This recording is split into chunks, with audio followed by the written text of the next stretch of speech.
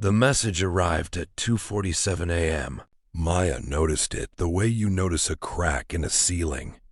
Not right away, not consciously, but the moment her eyes landed on her phone screen in the dark, something in her chest shifted. Hey, it's been a while. No name, no contact photo, just an unknown number and 11 words glowing blue-white in her bedroom dark. She turned the phone face down and told herself it was a wrong number, a drunk text, some stranger's misdirected nostalgia. She lay back on the pillow and watched the ceiling fan rotate its slow, indifferent circles. She didn't sleep again that night. In the morning, rational light made it easy to dismiss. Maya showered, made coffee, ignored the phone for 40 minutes, which was by any measure a personal record. When she finally picked it up, a second message had arrived at 4:03 a.m. You used to leave the bathroom light on when you slept. Do you still? Her coffee cup hit the counter harder than she intended. Nobody knew that. It wasn't the kind of thing you told people. The embarrassing nocturnal habit she'd carried from childhood into her 20s. Not her friends, not her co-workers, not even Daniel, the last man she'd dated for 8 months and trusted with almost everything. Almost. She typed back, "Who is this?" The 3 dots appeared immediately, then vanished, then appeared again. They pulsed for so long she thought she might scream. Then, "Someone who misses you." She blocked the number. She went to work. She ate lunch at her desk and told herself she felt fine, and almost believed it.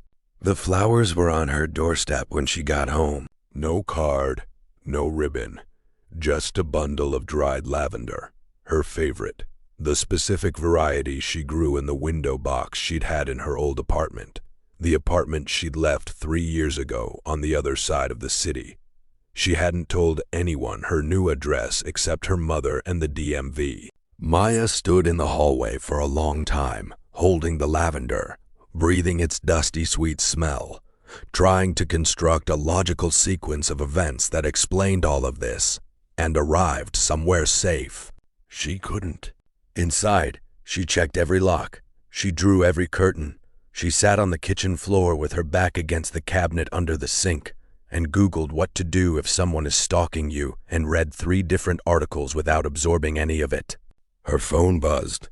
New number, different area code, but the same cadence, the same weight, pressing through the screen like a thumb against glass. You shouldn't sit on cold floors. You'll get sick.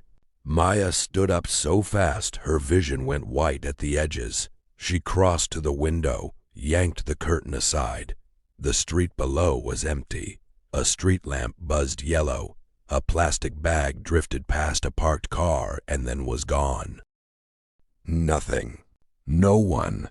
She typed with shaking hands. "I'm calling the police." The response came in 4 seconds.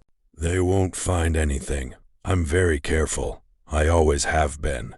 The detective assigned to her case was a tired-looking woman named Rourke, who had clearly heard every variation of "I think someone is watching me," and learned to portion out her belief accordingly. She photographed the messages. She noted the address. She said she'd look into it, and used the word "unfortunately" 3 times in 10 minutes. Maya stayed with her friend Priya for a week. Nothing happened. No messages, no flowers, no impossible knowledge delivered in 13 words or fewer. She began to breathe again. She made plans. She laughed at dinner. She went home on a Sunday. The bathroom light was on. She knew she'd turned it off. She always turned everything off. The habit was so deep it was reflexive, checking and rechecking like counting stairs. The bathroom light was off when she left. She was certain. It was on now. Maya stood in her entryway with her overnight bag still on her shoulder and looked at the thin blade of yellow light beneath the bathroom door and understood, with the particular clarity that arrives only in moments of pure fear, that she was not alone in the apartment. She didn't scream. Some instinct older than language sealed her throat. She backed toward the front door, Silent, slow, heel to toe, the way she'd once read you should move through dangerous terrain. Her hand found the doorknob. Her phone buzzed. She looked down. She couldn't help it. "Don't go. I just want to talk." And from behind the bathroom door, muffled but unmistakable, the sound of water running, the faucet turning on. Maya ran. They found the apartment empty. No sign of entry, Rourke told her on the phone, though something in her voice had changed. The professional skepticism thinned, replaced with something careful and deliberate. The bathroom window was locked from the inside. The faucet was dry. No fingerprints that weren't Maya's. "But the light," Maya said. "The light was off when we arrived. I saw it. The light was on." A pause. "Ms. Voss, is there anyone? An ex-partner? A family member? Someone who might have a key? Or someone you might have upset recently who—" "No." Maya closed her eyes. "No. I don't know who this is." Another pause. Longer this time. "Neither do we," Rourke said quietly. "The number's traced to burner phones. The Lavender has no purchase record we can find, and the content of these messages—" She stopped. "Ms. Voss, I want to ask you something, and I need you to be honest with me." "Okay. These details, the bathroom light, the cold floor, the lavender, is it possible you've shared these things somewhere? Online? A journal? Anything someone might have accessed?" Maya thought about it. Truly thought. "No," she said. "These are things I've never written down. Things I've barely thought about consciously. They're just habits. Private habits." The pause on the other end of the line was so long, Maya checked her screen to see if the call had dropped.